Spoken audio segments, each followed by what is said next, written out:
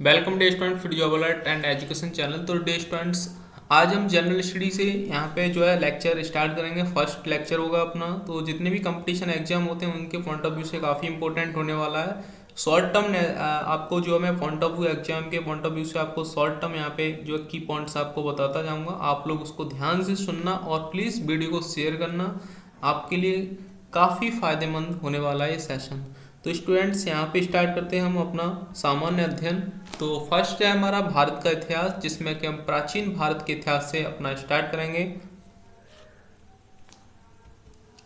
तो प्रागैतिहासिक काल से आपको पता होगा काफ़ी इंपॉर्टेंट आता है, काफ़ी क्वेश्चन बनते हैं यहाँ से। इतिहास को जानने के 3 स्रोत हैं।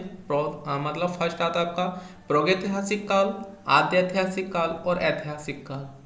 प्रागैतिहासिक काल को 3 पार्टों में डिवाइड करते हैं: पुरापाषाण काल, मध्यपाषाण काल, नवपाषाण काल। और पुरापाषाण काल को भी यहाँ पे 3 पार्ट में डिवाइड करते हैं: निम्न पुरापाषाण काल, मध्य पुरापाषाण काल, उच्च पुरापाषाण काल। अब यहाँ पे आद्य ऐतिहासिक काल में सिंधु घाटी सभ्यता और वैदिक सभ्यता आती है। और ऐतिहासिक काल में प्राचीन भारत का इतिहास, मध्यकालीन भारत का इतिहास और आधुनिक भारत का इतिहास आता है।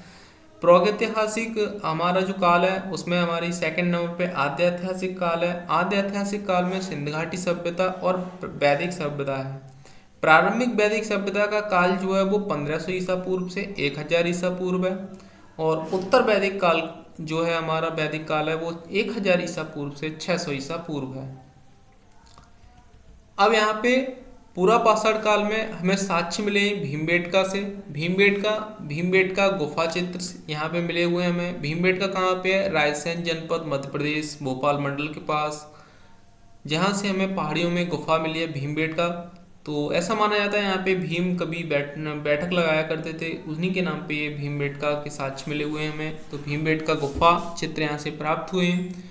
मध्य पाषाण में सराय नाहर राय मदहदा, यहाँ से मानव के अस्थिपंजर के हमें पहला साक्ष्य मिला है। चौपानी मांडो से हमें वन्यधान के प्रमाण मिले हैं, याद रखना इसे, चौपानी मांडो वन्यधान के प्रमाण। आदमगढ़ बागोर से पशुपालन के प्राचीनतम साक्ष्य मिले हैं। उसके बाद नवपाषाण काल, इस काल की प्रमुख देन है कृषि का विकास, आग का सर्वप्रथम प्रयोग और पहिए का आविष्कार। यहाँ पे कोल्डेहवा से हमें सर्वप्रथम चावल के साक्ष्य मिले। बुरझूम से मानव कंकाल के साथ कुत्ते को कंकाल का अवशेष मिला है, कुत्ते के कंकाल का भी साक्ष्य मिला है मानव के साथ साथ। चिरांत पशु हड्डी तथा हिरण की सींग के उपकरण हमें चिरांत से मिले। और संगम कल्लू, पिकली हल, उत्तनूर से हमें राख के टीले के साक्ष्य मिले हैं। सिंधु घाटी सभ्यता की बात करें तो ये कांस्य युगीन सभ्यता थी, याद रखना काफी इंपॉर्टेंट है। सिंधु घाटी सभ्यता जो थी वो कांस्य युगीन सभ्यता थी। मान्य तिथि जो है कार्बन डेटिंग C14 के अनुसार इसकी 2300 ईसा पूर्व से लेकर 1700 ईसा पूर्व तक है। काफी मान्य तिथि है, यही आपकी जो है एग्जाम आपका कमीशन भी मानता है इसको।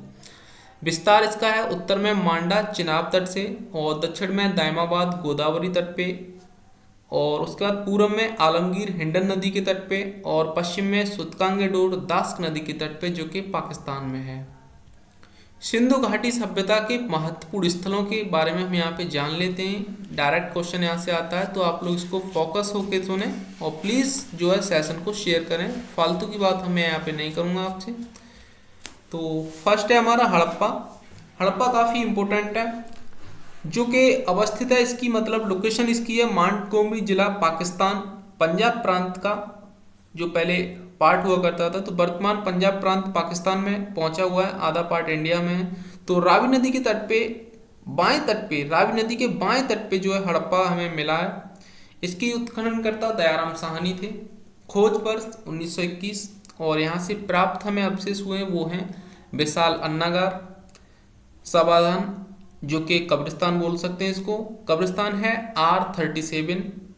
नृत्य मुद्रा खंडित धड़, एक खंडित धड़ भी मिला है हमें, और एक नृत्य मुद्रा भी मिली है, नृत्य करती हुई मुद्रा भी मिली है यहाँ पे। उसके बाद आयताकार मोहर पर स्त्री के गर्भ से निकलता हुआ पौधा हमें यहाँ से मिला है। तो ये काफ़ी इंपॉर्टेंट की पॉइंट्स हैं जो कि डायरेक्ट आपके वनडे एग्जाम एंड आपके स्टेट PCS एग्जाम में पूछ लिए जाते हैं। उसके बाद मोहनजोदड़ो। मोहनजोदड़ो सिंधु नदी के दाएं तट पे लरकाना जिला पाकिस्तान में स्थित है। इसके उत्खननकर्ता रखालदास बनर्जी, खोजकर्ता 1922।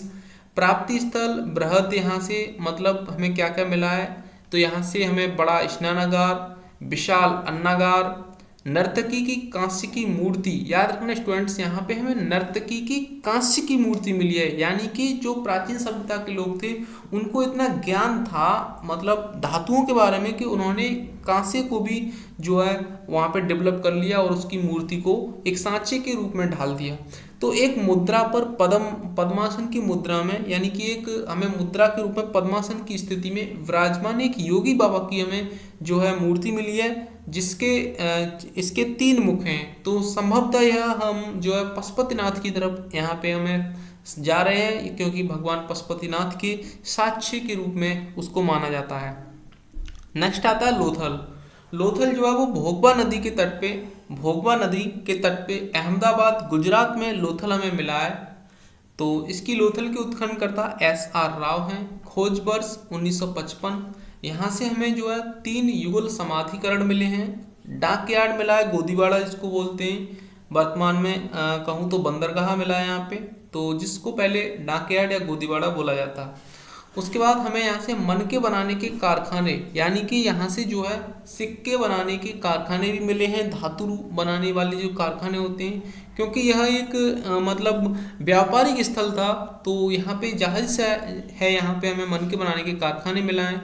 उसके बाद हमें हाथी दांत का पैमाना भी यहाँ से मिला है, लोथल से हाथी दांत का पैमाना, याद रखना इसको।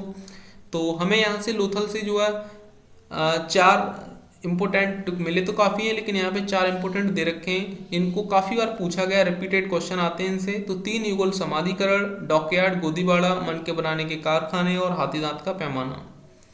धौलावीरा। धौलावीरा को अभी मैं आपको बताऊं, यूनेस्को ने अपने 2021 में वर्ल्ड हेरिटेज में शामिल किया है सूची में। उसके बाद इसकी जो है लोकेशन कच्छ का रण गुजरात में धौलावीरा स्थित है। RS बिष्ट ने 1990 से 91 में इसके उत्खनन करता थे तथा 1967 से 68 में JP जोशी ने इसकी खोज की।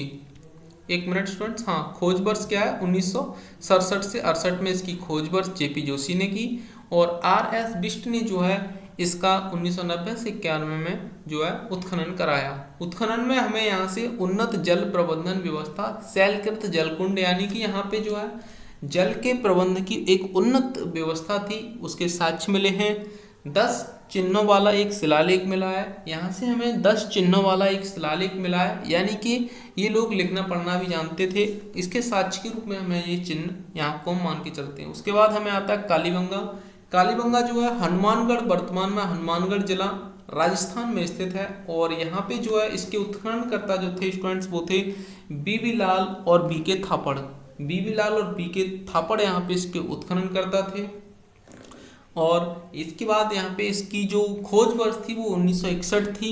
उसके बाद यहाँ से हमें साक्ष्य के रूप में कच्ची ईंटों के बने भवन, जुते हुए खेत के साक्ष्य, भूकंप आने के साक्ष्य, प्राय सभी घरों में कुएं के साक्ष्य भी हमें यहाँ से मिले हैं। तो कालीबंगा से हमें मिला है कच्ची ईंटों के बने भवन, जुते हुए खेत के साक्ष्य, भूकंप आने के साक्ष्य और सभी घरों में कुएं के साक्ष्य प्राप्त हुए हैं। उसके बाद आता है राखीगढ़ी। राखीगढ़ी घग्गर या सरस्वती नदी के तट पर हिसार डिस्ट्रिक्ट में जो है हरियाणा में आता है हिसार, वहाँ पे स्थित है लोकेशन इसकी राखीगढ़ी की। तो भारत में स्थित सबसे बड़ा जो स्थल है, पुरातत्व स्थल है, वो है हमारा राखीगढ़ी। इसकी खोज सूरज भान ने इसका उत्खनन कराया था। भारत में स्थित सबसे बड़ा सैंधव स्थल है राखीगढ़ी।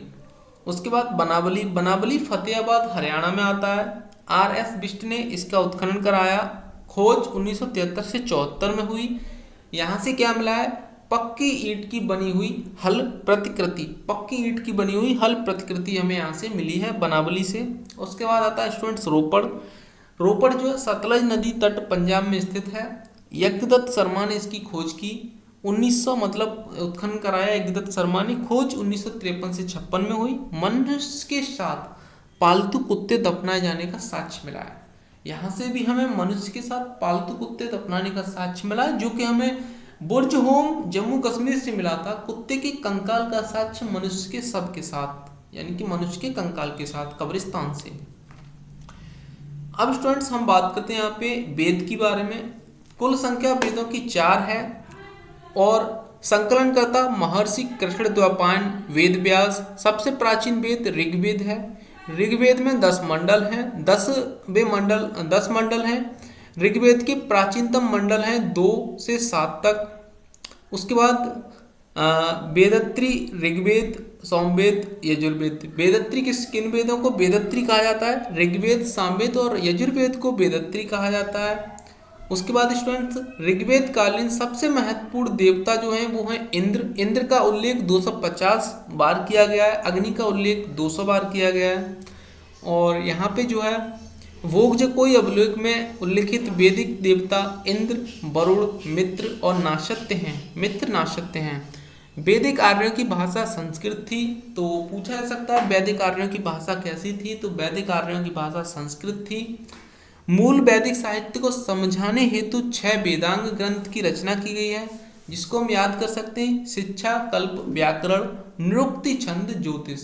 शिक्षा, कल्प, व्याकरण, निरुक्ति, छंद, ज्योतिष, ये 6 वेदांग ग्रंथ की रचना की गई है। उसके बाद ऋग्वेद के मंडल की बात करते हैं तो प्रथम मंडल उसमें जो है मुद्दु, छंदा, मेधातिथि, गौतमा आदि का रचयिता है प्रथम मंडल के। और मैं इंपोर्टेंट मंडल आपको यहाँ पे बता देता हूँ, चाहे तो आप इसका स्क्रीनशॉट ले सकते हो। इसके बाद पूछा जाने वाला आपका इंपोर्टेंट है यहाँ पे तृतीय मंडल की। तो ऋग्वेद की तृतीय मंडल की जो रचना की है वो है विश्वामित्र ने। इसमें गायत्री मंत्र का वर्णन किया है। उसके बाद स्टूडेंट्स यहाँ पे षष्टम जो भारद्वाज ऋषि ने इसको भारद्वाज ऋषि इसके रचयिता हैं। और सप्तम जो मंडल है उसके रचयिता वशिष्ठ ऋषि हैं। और इसमें दास राज्य युद्ध का वर्णन मिलता है। किसका? दास राज्य युद्ध का वर्णन हमें ऋग्वेद के सप्तम मंडल से मिलता है। उसके बाद स्टूडेंट यहाँ पे नवम मंडल में ऋषिगण ने इसकी रचना की है। सोम मंडल कहा जाता है इसको, नवम मंडल को सोम मंडल कहा जाता है।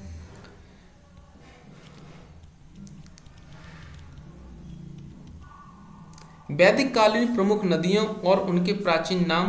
तो इसमें सबसे पहले झेलम का प्राचीन नाम विदिस्ता, चिनाब का औस्कनी, रावी का पुरुषणी, व्यास का विपाशा, सतलज का सुताद्री, गंडक का सदानीरा, काबुल का कुंभा, कुर्रुम का कुर्मु, गोमल का गोमती, घग्गर का दृश्योधती, स्वात का स्वास्तु। ये प्राचीन वैदिक नदियों के नाम हैं, इसको आप याद रखें। उसके बाद यहाँ पे आता है 12 रत्निन शतपथ ब्राह्मण में वर्णित हैं, जिसमें ग्रामीणी, युवराज, पट्टामेशी, पुरोहित, सेनानी, सूत, अश्वात, छता, भागदूत, संग्रहिता, पालागल और गविकृत ग्रामीणी। वैदिक साहित्य का विकास। तो संहिता में आती हैं ऋग्वेद, यजुर्वेद, सामवेद, अथर्ववेद। ब्राह्मण में आते हैं संहिता के भाष्य के रूप में लिखे गए ग्रंथ को ब्राह्मण कहते हैं। आर्यंक ब्राह्मण ग्रंथों के परिशिष्ट हैं, इनकी रचना वनों में हुई, इसने आर्यंक कहते हैं। उपनिषद आर्यंक का विशिष्ट भाग है, ये भारतीय दर्शन के स्रोत माने जाते हैं। वेद और उपवेद। वेद ऋग्वेद, उपवेद आयुर्वेद और आयुर्वेद इसके श्रोता को कहते थे होता। तो ऋग्वेद का श्रोता कौन है? होता। संकलन ऋचाओं का संकलन है इसमें। नेक्स्ट है यजुर्वेद के उपवेद है धनुर्वेद और इसके श्रोता जो हैं उध्वर्यु। क्या है? अध्वर्यु। यज्ञ कर्म से संबंधित सूक्ति यहाँ पे साक्ष्य हैं। सामवेद गंधर्ववेद, उद्गाता, गीतों का संकलन। अथर्ववेद शिल्पवेद, इसके जो मतलब ऋत्विक या इसके श्रोता जो होते हैं वो हैं ब्रह्मा।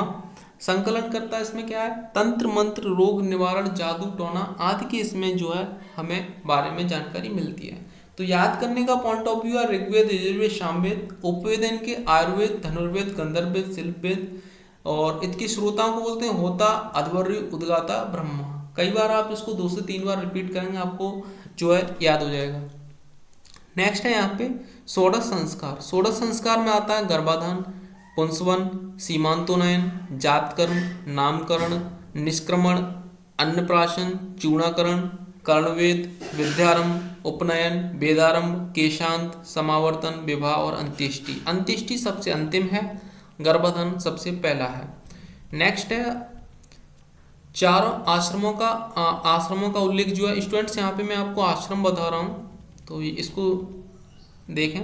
चारों आश्रमों का उल्लेख जो है वो जवालोपनिषद में मिलता है। किस में मिलता है? चारों आश्रमों का उल्लेख जवालोपनिषद में मिलता है। काफ़ी मतलब पीसीएस और स्टेट यूपी ट्रिपल एस का पुलिस जितने भी एग्जाम होते हैं सब में ये काफ़ी बार पूछा गया है कि चारों आश्रमों का उल्लेख किस में मिलता है? तो जवालोपनिषद में हमें चारों आश्रमों का उल्लेख मिलता है। चार आश्रम कौन से हैं?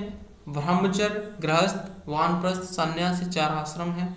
विवाह के प्रकारों की बात करते हैं तो ब्रह्म विवाह, देव विवाह, आर्ष विवाह, प्रजापत्य विवाह, आसुर विवाह, गंधर्व विवाह, राक्षस विवाह, पैशाच विवाह।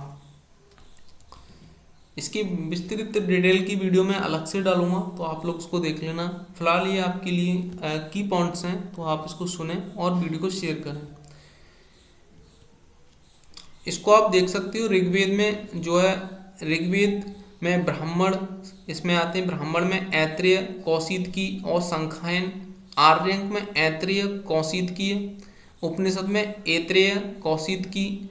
विशेषता क्या है इसकी? ऐत्रेय ब्राह्मण में राजस्व यज्ञ एवं सतयुग, त्रेता, द्वापर, कलयुग का वर्णन मिलता है तो ऋग्वेद में मिलता है।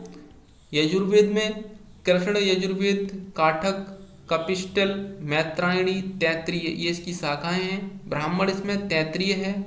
आर्यंक तैत्रीय और मैत्रायणी। उपनिषद तैत्रीय, मैत्रायणी, श्वेतांबर, कठोपनिषद। तमसोमा ज्योतिर्मयम कथन बृहदारण्यक के उपनिषद से लिया गया है। शतपथ ब्राह्मण में याज्ञवल्क्य के मैत्रीय संवाद, जल प्लावना की कथा, विदेह माधव की कथा, पुरुरवा उर्वशी आख्यान का उल्लेख भी मिलता है। उसके बाद बृहदारण्यक उपनिषद में याज्ञवल्क्य के गार्गी संवाद मिलता है। कठोपनिषद में यम और नचिकेता के संवाद का वर्णन मिलता है। ये लास्ट ईयर एसएससी ने पूछा भी था। और स्त्रियों को यज्ञोपवीत धारण करने का अधिकार तैत्रीय उपनिषद से देता है। उसके बाद है सामवेद।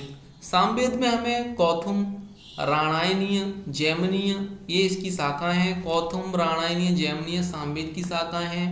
इसके जो है पंच ब्राह्मण क्या है? इसके पंचविश, तांडव, छांदोग्य, जैमिनीय और षट्विश।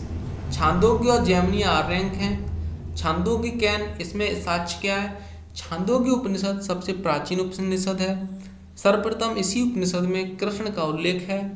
इसमें सत्यकाम, जावाल और उद्यतालक, आरुण एवं श्वेत केतु संवाद का उल्लेख है। ब्रह्मचर्य, गृहस्थ एवं वानप्रस्थ नामक 3 आश्रमों का उल्लेख छांदोग्य उपनिषद में है।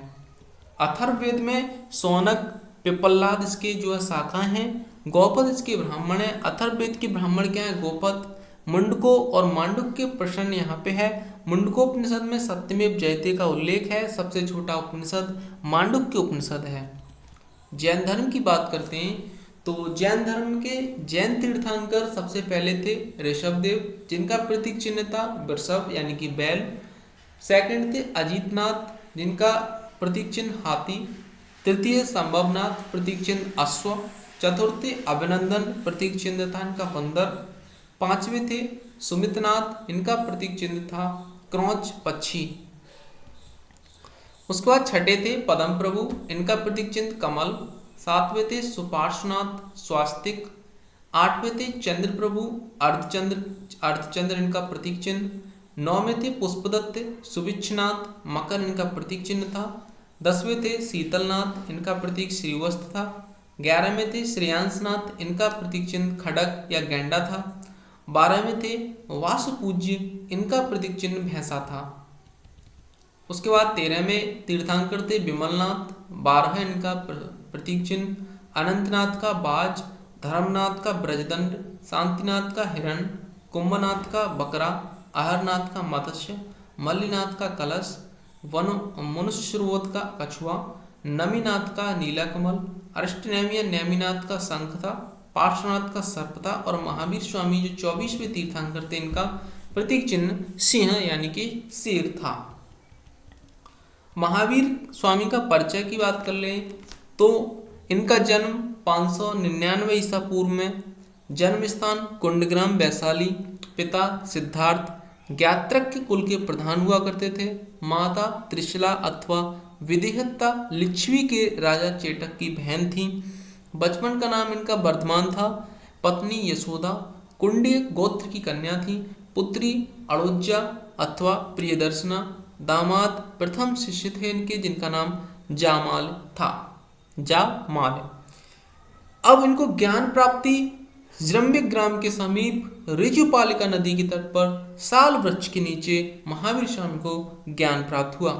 प्रथम उपदेश इनके थे राजगृह में बराकर नदी के तट पे इन्होंने प्रथम उपदेश दिया प्राकृतिक अर्धमागधी भाषा में। किस भाषा में महावीर स्वामी ने उपदेश दिया? प्राकृतिक अर्धमागधी भाषा में। मृत्यु 527 ईसा पूर्व में पावा में मल्ल गणराज्य के षष्टिपाल के राजप्रसाद में इनकी मृत्यु हो जाती है। उसके बाद पावापुरी में इनकी मृत्यु हो गई। पावा में सम्यक दर्शन। अब जैन धर्म के त्रिरत्न क्या हैं? जैन धर्म के त्रिरत्न हैं सम्यक दर्शन, सम्यक ज्ञान, सम्यक आचरण। जैन धर्म के 5 महाव्रत भी हैं जिसमें आता है सत्य, अहिंसा, अस्तेय, अपरग्रह और ब्रह्मचर्य। ब्रह्मचर्य को महावीर स्वामी ने जोड़ा था। नेक्स्ट है जैन धर्म के संप्रदाय। जैन धर्म के संप्रदायों में श्वेतांबर और दिगंबर आते हैं। श्वेतांबर स्थूलभद्र के शिष्य थे, दिगंबर जो थे वो भद्रबाहु के शिष्य थे।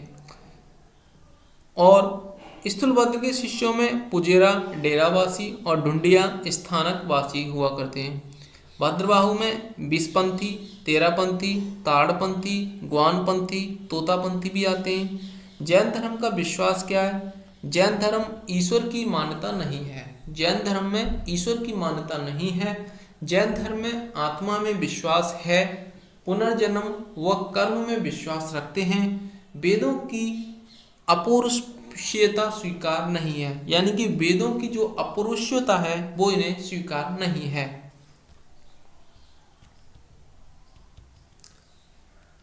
नेक्स्ट स्टूडेंट जैन संगीतियों के बारे में बात करते हैं तो प्रथम जैन संगीति 300 ईसा पूर्व में पाटलिपुत्र में हुई। अध्यक्ष थे इसके स्थूलभद्र। तो प्रथम जैन संगीति 300 ईसा पूर्व में पाटलिपुत्र, अध्यक्ष स्थूलभद्र। द्वितीय जैन संगीति 512 ईसा पूर्व में वल्लभी में हुई। अध्यक्ष थे देवर्धिगढ़ क्षमा श्रवण। बौद्ध धर्म के बारे में बात करते हैं तो गौतम बुद्ध, इनका जन्म 563 ईसा पूर्व में हुआ। जन्म स्थल लुम्बिनी। पिता शुद्धोधन कपिल वस्तु की शाक्यगढ़ से रिलेटिव थे। और उसके बाद यहाँ पे जो है इनकी माता का नाम माया देवी महामाया कोल्य वंश से रिलेटिव थी। बचपन का नाम सिद्धार्थ था। पालन इनकी मौसी प्रजापति गौतमी द्वारा किया गया। पत्नी थी यशोधरा जो कि शाक्य कुल की थी और पुत्र थे राहुल। ज्ञान प्राप्ति उरुवेला बोधगया में निरंजना फाल्गु नदी के तट पे पीपल वृक्ष के नीचे इनको ज्ञान प्राप्त हुआ था। और प्रथम उपदेश जो इन्होंने दिया वो सारनाथ में ऋषिपत्तनम के मृगतावन में दिया। उसके बाद बौद्ध संघ में प्रथम महिला प्रजापति गौतमी। इनकी मृत्यु 483 ईसा पूर्व में हुई। मृत्यु स्थल मल्लों की राजधानी कुशीनगर में उत्तर प्रदेश में हुई और उपदेश पाली भाषा में दिए। तो भगवान महावीर ने अपने उपदेश प्राकृतिक अर्धमागधी भाषा में दिए और गौतम बुद्ध ने अपने उपदेश जो है पाली भाषा में दिए। बुद्ध के जीवन से संबंधित प्रतीक और घटनाएं हैं। गर्भ हाथी, जन्म कमल व बैल, महाभिनिष्क्रमण गृह त्याग अश्व, निर्वाण ज्ञान पीपल वृक्ष, धर्मचक्र प्रवर्तक, प्रथम उपदेश चक्र, महापरिनिर्वाण मृत्यु स्तूप। अशोक ने लगभग 84,000 स्तूप बनवाए थे भगवान बुद्ध से रिलेटिव। सुत्त पिटक त्रिपिटक हैं। त्रिपिटक बौद्ध धर्म से रिलेटिव त्रिपिटक हैं जिसमें सुत्त पिटक, विनय पिटक, अभिधम्म पिटक। संकलन आनंद द्वारा। सुत्त पिटक का संकलन आनंद ने किया, विनय पिटक का उपालि ने और अभिधम्म पिटक का मोगल पुत्र तिष्य ने किया। बौद्ध संगीतियों की बात करते हैं। प्रथम बौद्ध संगीति 483 ईसा पूर्व में स्थान राजगृह अध्यक्ष थे। पूर्ण महाकश्यप और शासक था अजातशत्रु। द्वितीय 383 ईसा पूर्व में वैशाली में सार्वकामी यहाँ के अध्यक्ष थे और कालाशोक काकवर्ण का यहाँ पे शासक था, राजा था यहाँ का। तृतीय बौद्ध संगीति 247 ईसा पूर्व में पाटलिपुत्र में हुई। मोगल पुत्र की अध्यक्षता में अशोक के यहाँ का शासक था। चतुर्थ बौद्ध संगीति ईसा की प्रथम शताब्दी में कुंडलवन कश्मीर में हुई। वसुमित्र उपाध्यक्ष थे। अश्वघोष यहाँ के वसुमित्र की अध्यक्षता में अश्वघोष उपाध्यक्ष थे। कनिष्क यहाँ का राजा था, कनिष्क यहाँ का शासक था। बौद्ध धर्म की मान्यता आत्मा के अस्तित्व में विश्वास नहीं है और जैन धर्म आत्मा में विश्वास करता था और बौद्ध धर्म आत्मा में विश्वास नहीं करता। वैदिक कर्मकांड का विरोध, यानी कि ये वैदिक कर्मकांडों का विरोध करते हैं, वेदों की पौरुषेयता का विरोध करते हैं। जैन धर्म भी वेदों की पौरुषेयता का विरोध करते थे। कर्म, पुनर्जन्म तथा मोक्ष में विश्वास करते हैं। जैन धर्म भी कर्म, पुनर्जन्म में विश्वास करता था। बौद्ध धर्म का विभाजन द्वितीय बौद्ध संगति में स्थविर, थेरवादी और महासंघिक सर्वास्तिवादी में हुआ। चतुर्थ बौद्ध संगीत में हीनयान और महायान में हुआ। महाजनपद की बात करते हैं तो 6ठी शताब्दी ईसा पूर्व तक आते आते छोटे छोटे जनपद महाजनपदों में तब्दील हो गए थे। और अभी यहाँ पे बौद्ध धर्म में थोड़ा सा ये पॉइंट हो रहा है। 4 आर्य सत्य हैं। आर्य सत्यों में क्या है? दुख समुदाय, दुख निरोध, दुख निरोध गामिनी प्रतिपदा और दुख। तो दुख समुदाय, दुख निरोध और दुख निरोध गामिनी प्रतिपदा, ये 4 आर्य सत्य हैं। दुखों से मुक्ति का उपाय अष्टांगिक मार्ग है। अष्टांगिक मार्ग में सम्यक संकल्प, सम्यक वाक्, सम्यक कर्मांत, सम्यक आजीव, सम्यक व्यायाम, सम्यक स्मृति, सम्यक समाधि, सम्यक दृष्टि, ये बौद्ध धर्म में अष्टांगिक मार्ग हैं जो आपसे क्वेश्चन में direct fill in the blank में पूछ लिए जाते हैं। नेक्स्ट है महाजनपद। महाजनपद में जो है 16 महाजनपदों का उल्लेख मिलता है बौद्ध ग्रंथ के अंगुत्तर निकाय में और जैन ग्रंथ के भगवती सूत्र में। तो भगवती सूत्र में 16 महाजनपदों का उल्लेख है। भगवती सूत्र जो है ग्रंथ को जैन धर्म से रिलेटिव है और बौद्ध ग्रंथ जो है अंगुत्तर निकाय है वो हमारा बौद्ध धर्म से रिलेटिव है। 16 महाजनपदों की राजधानी के बारे में भी बात करेंगे यहाँ पे। तो फर्स्ट आता है अंग महाजनपद जिसकी राजधानी चंपा थी। सेकंड है अस्मक जिसकी राजधानी पैठन या पोटन थी। थर्ड है अवंती, अवंती की राजधानी उत्तरी अवंती की उज्जैनी तथा दक्षिणी अवंती की माहिष्मती थी। फोर्थ है महाजनपद गांधार जिसकी राजधानी तक्षशिला या पुष्कलावती थी। फिफ्थ है कम्बोज, कम्बोज की राजधानी हाटक या राजपुर थी। छठा महाजनपद है मगध, मगध की राजधानी गिरिब्रिज या राजगृह थी। सातवां है मत्स्य, मत्स्य की राजधानी विराटनगर। आठवां है वज्जी, वज्जी की राजधानी वैशाली। नौवां है चैद वंश, चैद की जो राजधानी थी वो सुक्तमतिया सौथित्ववती था। 10वां था काशी, काशी की राजधानी वाराणसी। और 11वां मंडल था कौशल, कौशल की राजधानी श्रावस्ती थी। 12वां मंडल है कुरु, कुरु की राजधानी इंद्रप्रस्थ। 13वां है मल्ल, मल्ल की राजधानी कुशीनारा या पावा थी। 14वां है पांचाल, और पांचाल की राजधानी अहिच्छत्रम उत्तरी पांचाल की थी और कामपल्ली जो थी वो दक्षिणी पांचाल की थी। सूरसेन महाजनपद की राजधानी मथुरा थी और वत्स महाजनपद की राजधानी कौशाम्बी थी। सर्वाधिक महाजनपद उत्तर प्रदेश में पाए गए हैं। बुद्धकालीन भारत के 10 महत्वपूर्ण गणराज्य जिसमें कि वैशाली के लिच्छवी, मिथिला के विदेह, कुशीनारा के मल्ल, पावा के मल्ल, रामग्राम के कौलिय, कपिलवस्तु के शाक्य, पिपलीवन के मौर्य, अलक्कप के बुल्ले, केशवपुत्र के कालाम और समसुमारगिरी के भग्ग थे। मगध वंशावली, तो मगध वंश पे मतलब जो हयाकी थी एक मगध वंश पे किसने किसने शासन किया है तो उनका कालक्रम और वो राजा यहाँ पे रिलेटिव हैं। तो आप इसको प्लीज़ वीडियो को शेयर जरूर करें। फर्स्ट है हर्यक वंश। हर्यक वंश में जो है इसकी डेट थी 544 से 412 ईसा पूर्व। शिशुनाग वंश 412 से 344 ईसा पूर्व। फिर है नंद वंश 344 से 322 ईसा पूर्व। मौर्य वंश 322 से 184 ईसा पूर्व। शुंग वंश 184 से 75 ईसा पूर्व। और कण्व वंश 75 से 30 ईसा पूर्व। तो याद रखें 544, 344 और 322, 184 और 30, इसको आप याद रखें डेट को। मौर्य एवं मौर्योत्तर काल। मौर्य वंश का संस्थापक चंद्रगुप्त मौर्य तथा अंतिम शासक भद्रथ था। अब मौर्य शासक में बात करते हैं, मौर्य शासक कौन कौन से हुए। चंद्रगुप्त मौर्य के बाद बिंदुसार, अशोक, दशरथ, संप्रति, शालशुक, देववर्मन, सत्यधनम और भद्रथ। चंद्रगुप्त मौर्य की बात करते हैं तो अंतिम दिनों में जैन भिक्षु भद्रबाहु का शिष्यत्व इसने ग्रहण किया, यानी कि भद्रबाहु का शिष्य बन गया चंद्रगुप्त मौर्य। और भद्रबाहु के साथ बेलगोला चला गया। कहाँ पे? श्रवण बेलगोला चला गया भद्रबाहु के साथ, जहां पर इसने 298 ईसा पूर्व में संलेखना द्वारा शरीर त्याग दिया, यानी कि जल समाधि इसने ले ली। सिकंदर के साम्राज्य के पूर्वी भाग के शासक सेल्यूकस और चंद्रगुप्त मौर्य की सेना के बीच 305 ईस्वी में युद्ध हुआ। सेल्यूकस ने मेगास्थनीज को चंद्रगुप्त मौर्य के दरबार में भेजा। मेगास्थनीज ने इंडिका नामक ग्रंथ लिखा जो मूल स्वरूप में उपलब्ध नहीं है। मेगास्थनीज के अनुसार मौर्य साम्राज्य की राजधानी पॉलीव्रोथा थी। सोना निकालने वाली चींटियों का जिक्र भी है। दास प्रथा नहीं थी। लेखन कला का अभाव था। भारत में अकाल नहीं पड़ता था। और मौर्य सम्राट का नाम जो था वो सैंड्रोकोटस यहाँ पे दिया गया, यानी कि चंद्रगुप्त मौर्य का दूसरा नाम क्या था? सैंड्रोकोटस।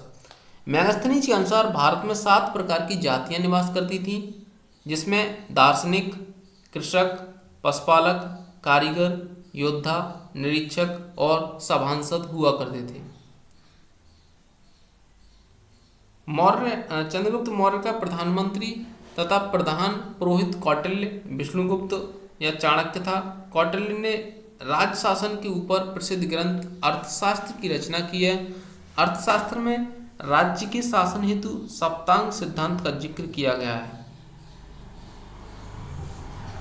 तो सप्तांग सिद्धांत में जो है राजा शीश के समान है, अमात्य राज्य की आंखें हैं, जनपद राज्य की जंगाएं हैं, दुर्ग राज्य की भुजाएं हैं, कोष राज्य का मुख है और दंड राज्य का मस्तिष्क, मित्र राज्य के कान हैं। तो ये जो है 7 सप्तांग सिद्धांत कौटिल्य ने अपनी पुस्तक अर्थशास्त्र में दिए हैं।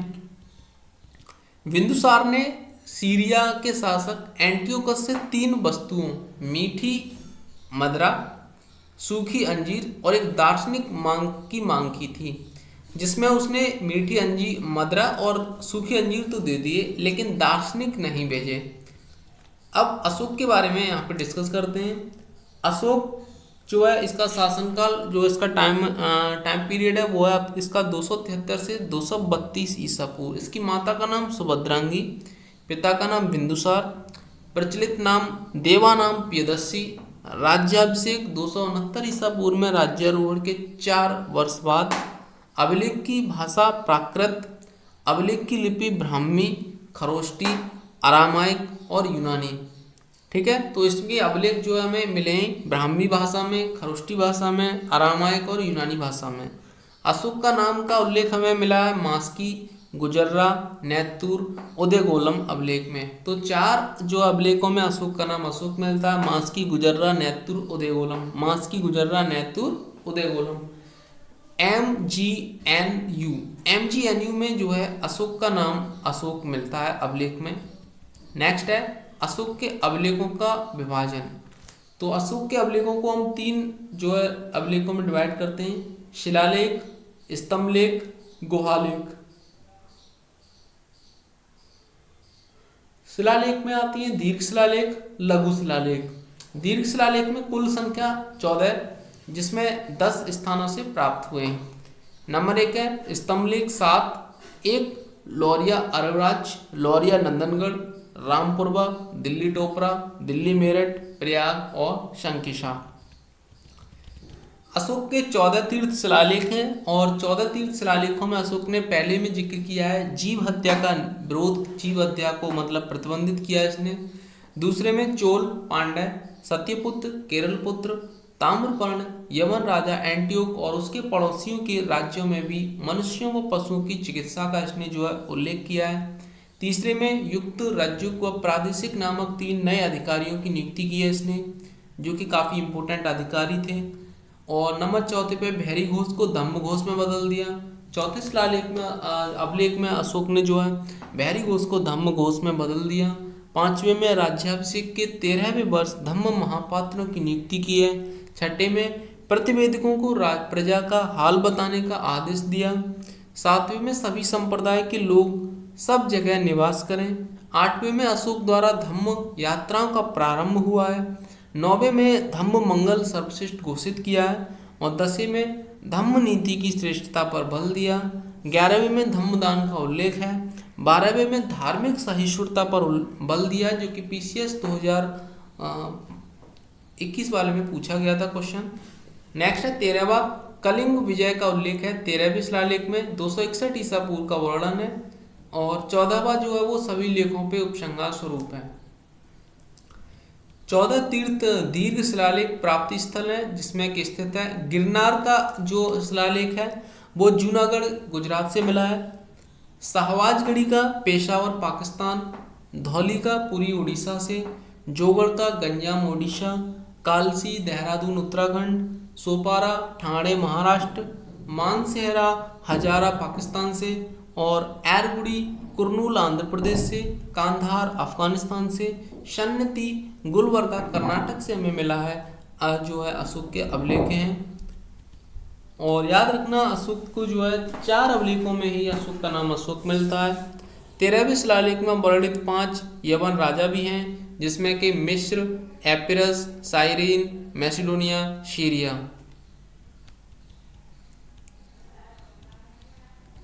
मौर्य प्रशासन की इकाई के बारे में बात करते हैं तो मौर्य प्रशासन की इकाई सबसे पहले साम्राज्य, प्रांतों द्वारा नियंत्रित। सबसे छोटी इकाई की बात करते हैं ग्राम सबसे छोटी इकाई थी। संग्रहण 10 ग्रामों का समूह हुआ करता था। खारवाटिक 200 ग्रामों का समूह हुआ करता था और द्रोणमुख 400 ग्रामों का समूह हुआ करता था। स्थानीय 800 ग्रामों का समूह होता था। आहार या विषय विषयपति द्वारा, मंडल प्रतिष्ठा द्वारा। नेक्स्ट है महत्वपूर्ण पदाधिकारी। कूपाध्यक्ष जो था वो वन विभाग का अध्यक्ष था। सीताध्यक्ष कृषि विभाग का अध्यक्ष था। विविताध्यक्ष चारागाहों व पशु सुरक्षा का अध्यक्ष था। सुनाध्यक्ष बूचड़ खाने का अध्यक्ष था सुनाध्यक्ष। और पायाध्यक्ष वाणिज्यिक विभाग का अध्यक्ष था। पोतवाध्यक्ष मापतौल विभाग का अध्यक्ष था। और लक्षणाध्यक्ष टकसाल का अध्यक्ष था। और अकराध्यक्ष खान विभाग का अध्यक्ष था। केंद्रीय प्रशासन के प्रमुख प्रत्येक विभाग का प्रमुख तीर्थ के नाम के जाना जाता था, यानी कि केंद्रीय प्रशासन के जो प्रत्येक विभाग थे उनके प्रमुख को तीर्थ के नाम से जाना जाता था, जिसकी संख्या 18 थी। प्रधानमंत्री को पुरोहित बोलते थे। युवराज जो राजा का उत्तराधिकारी था। समाहर्ता राजस्व मंत्री, सैन्यदाता कोषाध्यक्ष, सेनापति सैन्य मंत्री, प्रदेष्टा फौजदारी न्यायालयों का न्यायाधीश था प्रदेष्टा। व्यवहारिक जो था वो दीवानी न्यायालयों के न्यायाधीश थे। दंडपाल सैन्य संसाधन एकत्र करने वाला। अनंतपाल जो था वो सीमांत प्रदेशों के दुर्गों की देखभाल करने वाला था। उसके बाद है 10वां कर्मांतिक उद्योग मंत्री थे। दुर्गपाल देश के भीतर दुर्ग की देखभाल करने वाला। नागरिक नगरों की व्यवस्था का। और उसके बाद है यहाँ पे प्रशासता राजकीय दस्तावेजों को सुरक्षित करने वाला। द्वावारिक राजप्रसादों का उत्तराधिकारी या अधिकारी। और 15वां है अंतर्वर्षिक राजा की निजी अंगरक्षा सेना का प्रमुख था अंतर्वर्षिक। 8वीं वन विभाग का प्रमुख था। मंत्रिपरिषदाध्यक्ष मंत्री परिषद का प्रमुख। और नायक जो था वो सेना का संचालन करता था। प्रमुख कर तो जो है कौन कौन से कर थे उस टाइम पे, तो उनके बारे में है। भाग जो था वो भूमि कर था। बलि धार्मिक उपकर था। प्रलय आपातकालीन कर था। हिरण्य नगद कर था। विष्टि वेगार कर था। उद्यक भाग सिंचाई कर था। गुल्मदेय सैनिकों का शुल्क। पिंडकर गांव पर कर था। तो भाग को याद रखना, भाग जो है वो भूमिकर था। नेक्स्ट है गुजरात के गिरनार में स्थित सुदर्शन झील के निर्माण व मरम्मत से संबंधित प्रांतपति व शासक।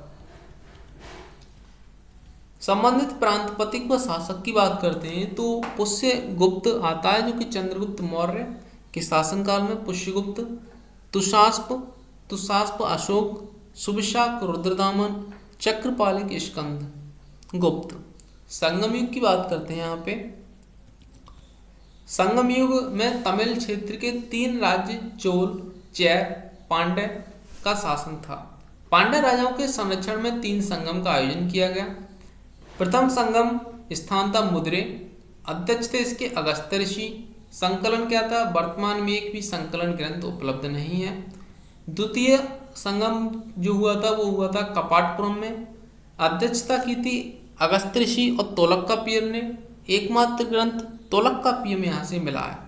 तृतीय संगम की स्थान जो था वो मुद्रे था, अध्यक्षता नक्कीर ने की। कई ग्रंथ उपलब्ध हुए हैं। प्रशासनिक विभाजन की बात करते हैं तो जो है मंडल या प्रांत हुआ करता था। उसके बाद कोट्टम अथवा वलनाडु जो कमिश्नरी थी, नाडु जो था वो जिला था, कुर्रम ग्राम संघ था और ग्राम सभा जो थी वो सबसे छोटी इकाई थी। महत्वपूर्ण ग्रंथ व लेखक शिलापादिकरम इलांगो ओडिगल, मणिमेखलम शीतले सत्तनार, जीवक चिंतामणि, तिरुप्त देवरम, तोलकाप्पियरम, कुरुल तिरुवल्लुवरम।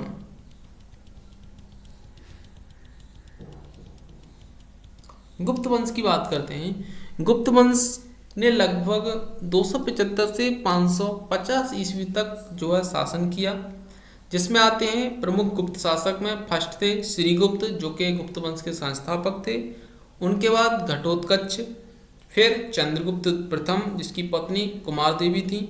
उसके बाद समुद्रगुप्त पत्नी थी इनकी दत्ता देवी। उसके बाद 5वें थे गुप्त शासक कांच तथा रामगुप्त। 6ठे थे चंद्रगुप्त द्वितीय जिनकी पत्नी ध्रुवा देवी तथा कुबेर नागा थी।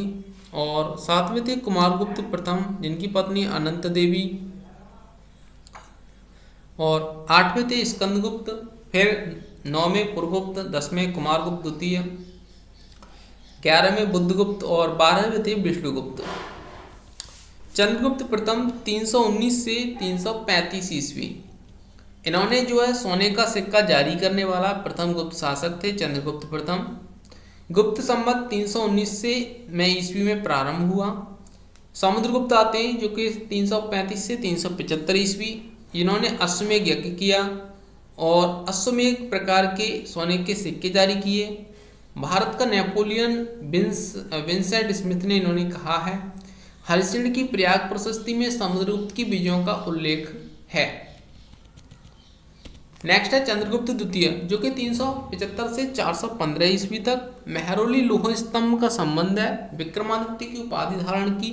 समकालीन चीनी यात्री फाहियान रजत सिक्का जारी करने वाला प्रथम गुप्त शासक था चंद्रगुप्त द्वितीय। चंद्रगुप्त द्वितीय के दरबार के नवरत्न थे। फर्स्ट बात करते हैं यहाँ पे छपड़क फलित ज्योतिषी, वररुचि व्याकरण, कालिदास कवि व लेखक, धन्वंतरी चिकित्सक थे, शंकु वास्तुकार, वारामहेर खगोल ज्योतिष विज्ञान ज्योतिषी।